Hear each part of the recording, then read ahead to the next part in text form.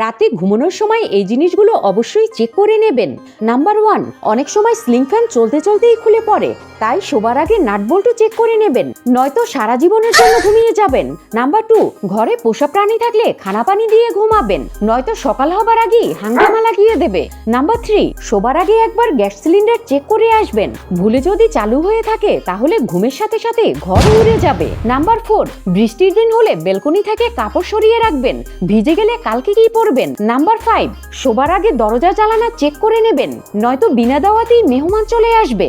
Number 6, ঘরে বাচ্চা থাকলে তাদের খেলনা সামলিয়ে রাখবেন, নয়তো রাতে সুসু করতে উঠবেন আর পা ধরে বসে পড়বেন। নাম্বার 7, শোয়ার আগে খেয়াল রাখবেন চাদর যেন ধোয়া হয়, হতে পারে এটার কারণেই আপনার পিম্পল হয়।